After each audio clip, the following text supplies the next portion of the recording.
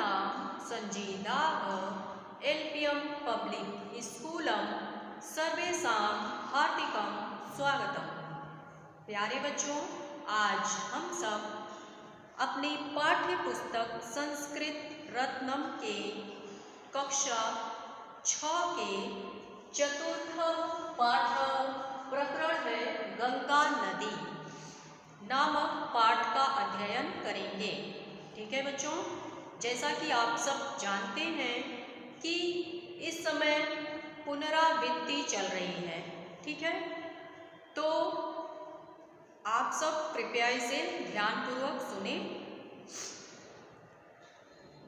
तो चलिए आज की कक्षा आरंभ करते हैं। गंगा नदी, गंगा नदी के बारे में इस पाठ में बताया गया है। गंगा नदी पवित्रा प्राचीना विशाला च अस्ति।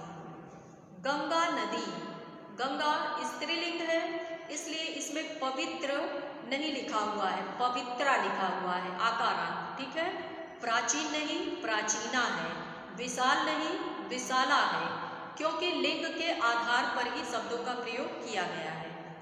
तो चलिए पढ़िए। गंगा नदी पवित्र प्राचीन, च का अर्थ होता है और विशाल है, अस्ति का अर्थ होता है।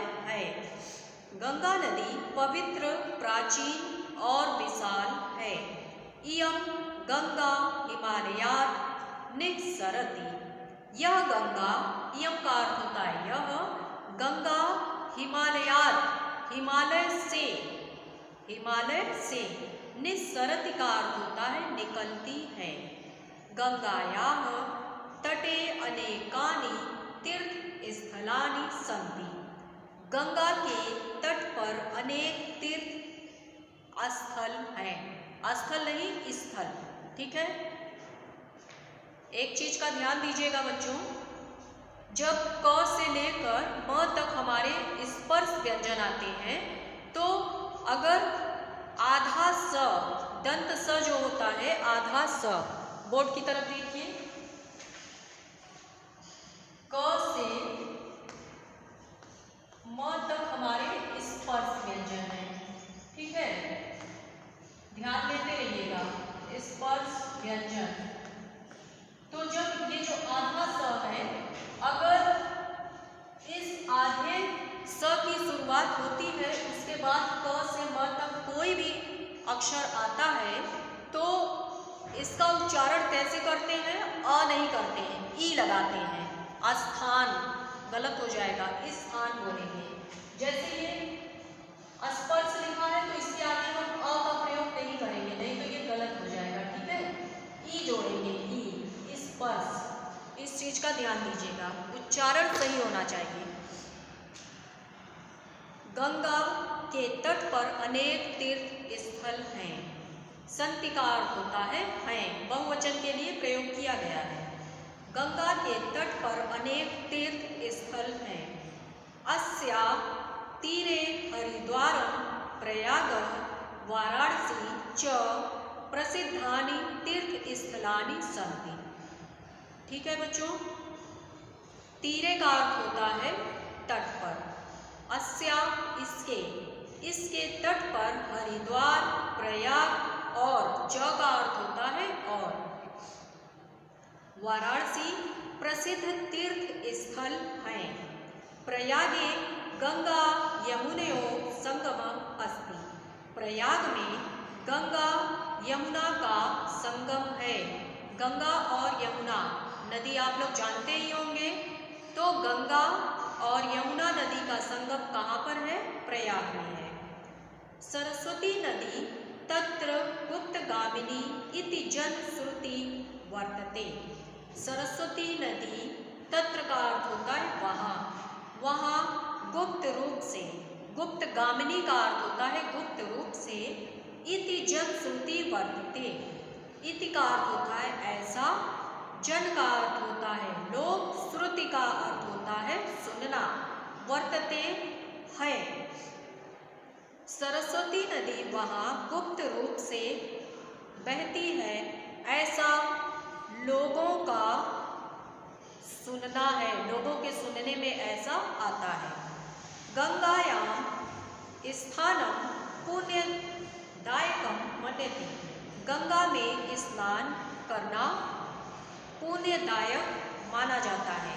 संप्रति गंगायाः जलम प्रदूषितम दृश्यते, संप्रति का अर्थ होता है इस समय गंगा का जल प्रदूषित, दृश्यते का अर्थ होता है दिखाई पड़ता है। औद्योगिक अवकर प्रवाहेण, और गंगा का जल प्रदूषित क्यों दिखाई पड़ता है उसके कारण दिए हुए हैं। औद्योगिक अवकर प्रवाहेण, औद्योगिक अवकर का अर्थ होता है कचरा, औद्योगिक कचरे के प्रवाहित होने से, मलिन जल विसर्जनेन, गंदे जल के विसर्जन से, अन्यश्च कारणेन गंगायां मालिन्यम दृश्यते, अन्य कारणों से गंगा मलिन दिखाई पड़ती है। आ रहा है समझ में बच्चों? गंगायां ये जीवाः निवसन्ति तेषाम् उपरि अपि संकटम वर्तते, गंगा में बहुत सारे जीव निवास करते हैं, उनके ऊपर भी संकट है। गंगायाः जले मीनाः कच्छपाः इत्यादयः भवन्ति, गंगा के जल में मीना का अर्थ होता है मछली, कच्छपा कछुआ इत्यादि होते हैं। ये जलस्य प्रदूषण निवारणे सहायका भवन्ति, ये जल के प्रदूषण में निवारण सहायक होते हैं। परम मानवा स्वस्वार्थ पूर्तये तान अपि मारयन्ति, लेकिन मानव अपने स्वार्थ की पूर्ति के लिए उन्हें भी मार देते हैं। संप्रति गंगायां बहुबंध निर्माणेन तस्याः अबाध प्रवाह रोध्यते, संप्रति का अर्थ होता है इस समय गंगा में बहुत सारे बांध का निर्माण किया जा रहा है, जिससे इसके प्रवाह को रोका जा रहा है। पूर्व गंगायां पोताः नौकाः च चलति स्म का प्रयोग कब होता है? भूतकाल के लिए। जैसे था थे थी का अगर कहीं प्रयोग हो रहा है तो उसमें लास्ट में इस्म का प्रयोग किया जाएगा। पहले पूर्व का अर्थ हुआ पहले, गंगा में पोता का अर्थ होता है जहाज, नौका नाव, पहले गंगा में जहाज च का अर्थ होता है और नाव चलते थे। पोताः नौकाः एव यात्रा साधनानि आसन, जहाज और नाव यात्रा के साधन थे। कब? पहले। इदानीं मनोरंजनाय गंगायां नौकाः दरीदृश्यन्ते, इस समय गंगा में जो नाव है वो मनोरंजन के लिए दिखाई पड़ता है। आगे देखिए, गंगायाः संरक्षणेन इमानि तीर्थस्थलानि संरक्षितानि भविष्यन्ति, गंगा के संरक्षण से ही ये तीर्थ स्थल संरक्षित होंगे। ठीक है, जब हम गंगा का संरक्षण करेंगे तभी ये हमारे आसपास जो तीर्थ स्थल हैं ये क्या होंगे? ये भी संरक्षित होंगे। इसका अर्थ फिर से सुनिए, गंगा के संरक्षण से ही ये तीर्थ स्थल संरक्षित होंगे। इदानीं भारत सर्वकार गंगायाः स्वच्छतायाः कृते मंत्रालयस्य निर्माणं कृत्वा नमामि गंगे योजनां संचालयति। इसका क्या होगा? इस समय भारत सरकार, आप सभी ने योजना का नाम सुना होगा, नमामि गंगे। ठीक है, ये गंगा नदी की स्वच्छता के लिए बनाया गया है। उसी के बारे में बताया गया है कि इस समय भारत सरकार ने गंगा की स्वच्छता के लिए एक मंत्रालय का निर्माण करके नमामि गंगे नामक योजना का संचालन किया है। उत्खननानन्तरम्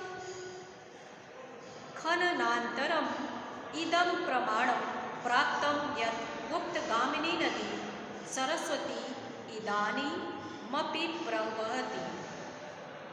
उत्खननानन्तरम इसका मतलब उत्खनन और प्लस आंतरम, इसमें दीर्घ संधि है। आप लोगों ने दीर्घ संधि पढ़ी होगी, तो इसमें कौन सी संधि है? दीर्घ संधि।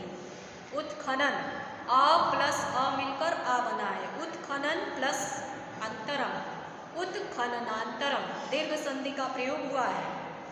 उत्खनन के बाद यह प्रमाण प्राप्त हुआ है कि यहाँ गुप्त रूप से, गुप्तगामी का अर्थ होता है गुप्त रूप से चलने वाली जो सरस्वती नदी है वह भी बहती है। ठीक है, इसमें जो काले अक्षर के शब्द हैं उसमें सप्तमी विभक्ति है और सप्तमी विभक्ति का कारक चिन्ह आप सभी को पता होगा, में और पर। ठीक है बच्चों, तो इसके शब्दार्थ को अच्छे से पढ़ लीजिएगा और इसके अर्थ को जैसे बताया गया है आप सभी पढ़ लीजिएगा। जहाँ कहीं कोई समस्या आएगी तो आप सभी लाइव क्लास में ही पूछ सकते हैं। ठीक है बच्चों, तो उम्मीद करती हूँ कि आप सभी को गंगा नदी के बारे में जो भी पढ़ाया गया वो अच्छे से समझ में आ गए होंगे। ठीक है, तो चलिए आज के लिए बस इतना ही। धन्यवाद।